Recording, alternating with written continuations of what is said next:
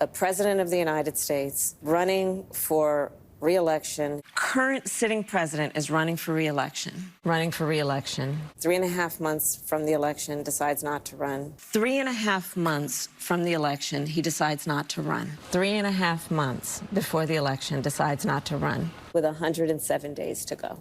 With 107 days. Yeah. With 107 days to go. And it ended up being the closest presidential election In the 21st century. Ladies and gentlemen, just in case you have forgotten, just in case you were clamoring for the good old days when cackling Cam Harris was assisting our former fearless leader Johnny B. Biden in destroying the country, just in case you were hoping, praying for a Cam Harris return to national politics, this week, your prayers have been answered. Your dreams have finally come true.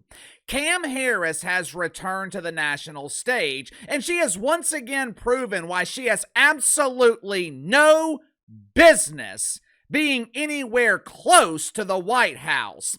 I don't even want Cam Harris in the same time zone. Not only has she once again proven why she was unqualified to be president, this week, Cam Harris has officially buried her political career. Mark my words.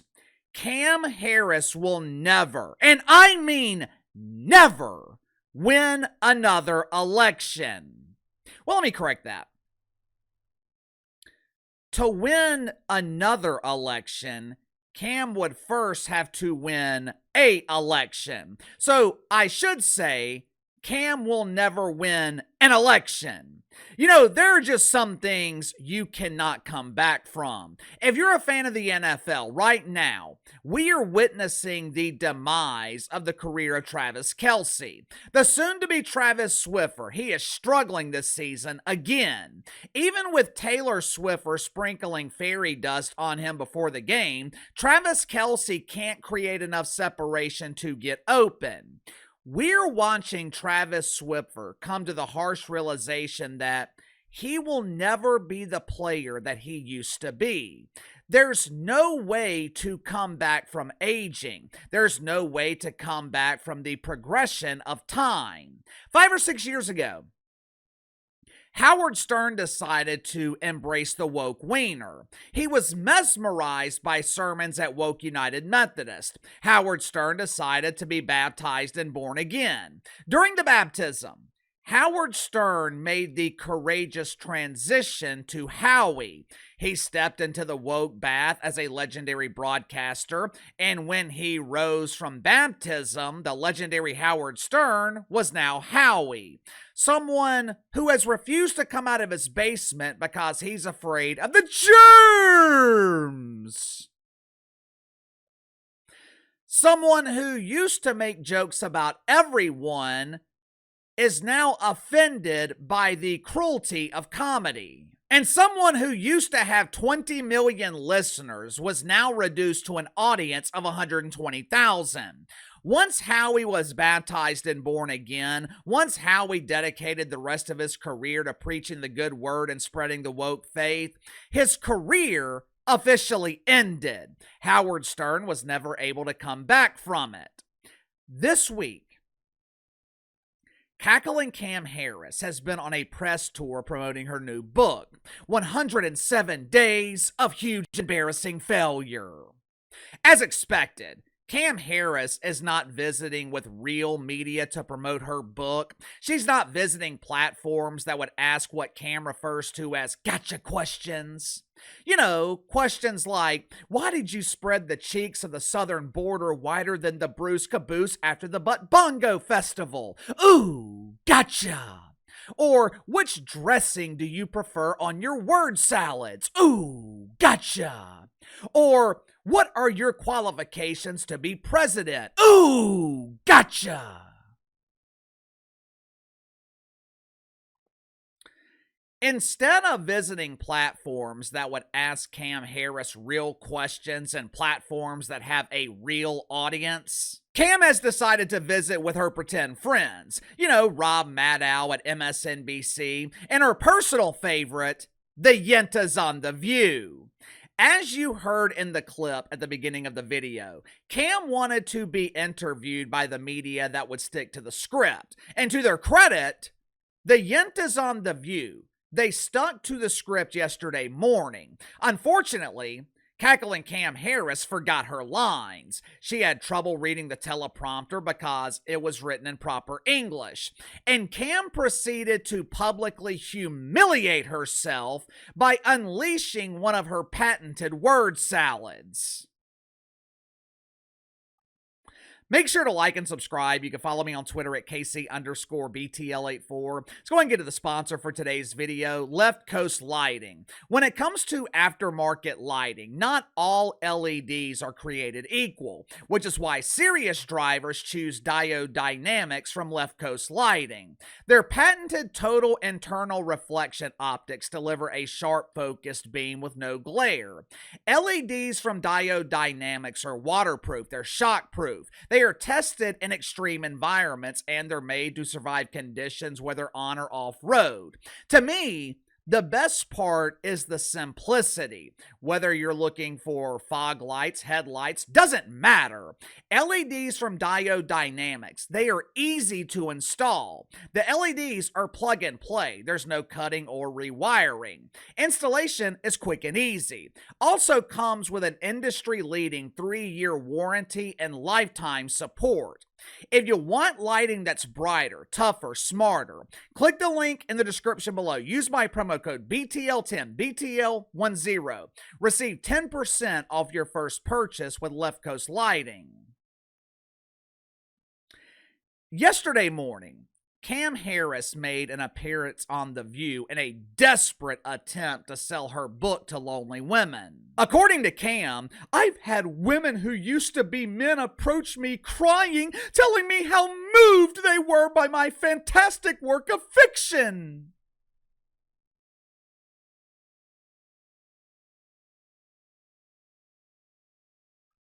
You expect me to believe that? You expect me to believe that people were crying after reading this garbage?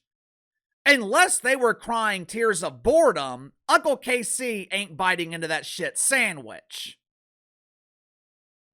Yesterday morning, my personal favorite yenta, Asuncion. Sun host and asked Cam Harris about the Trumper appearing at the United Nations. For a politician with presidential aspirations, this should have been an easy response, but for some reason, nothing seems to come easy for Cam Harris.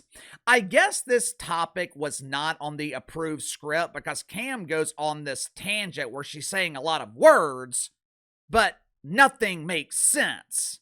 Watch for yourself. This person and what we just saw in terms of a presentation at the United Nations, I talk about it. I talked about, remember in the debate? Yeah. They laughed at him the last time he was in front of the UN. Yeah, this time you watched it, you remember just about, I don't know, several weeks ago, that meeting with Xi and Kim Jong-un and Putin? Yeah. You think they're not laughing?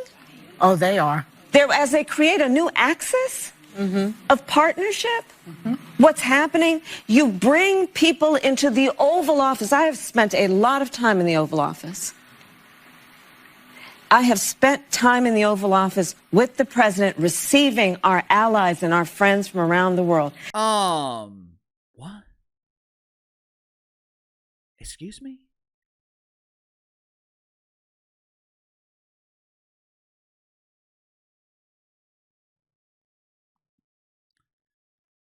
Rarely am I at a loss for words, but I don't even know how to respond to that because I have no idea what Cam Harris just said.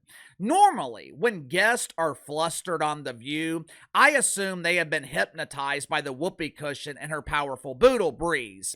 I assume they have overdosed on flatulence. I can't use that excuse with Cam Harris because this is who she is. This is what she does. Cam Harris talks a lot and says nothing. There's never any substance. There's never any meaning, which is why damn near every interview that Cam does is heavily scripted. Over the last couple of weeks, leading up to the release of her book yesterday, Cam was releasing these tantalizing excerpts. She betrayed John Biden. Cam Harris claimed that she couldn't select Peter in his booty gig for vice president because he overdosed while tasting the rainbow. I can't select a gay man for vice president. I'm a black woman. That's way too much diversity. Obviously, she had to include controversial details like this in order to sell books, generate interest. I mean, seriously, who is going to buy a fictional autobiography of the life of Cam Harris?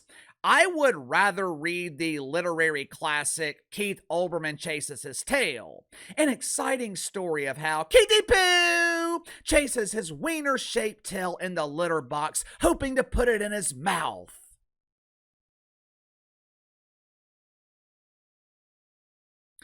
No one is wasting their money on the fictional autobiography of Cam Harris without the inclusion of these controversial stories. But that is not the real reason for the release of this book.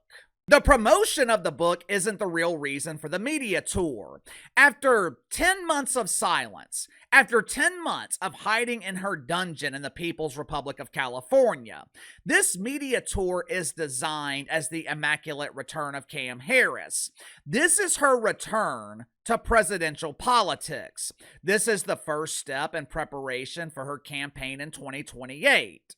But Casey, that can't be true. Cam said that Jazz Crockett is the future of the Democratic Party.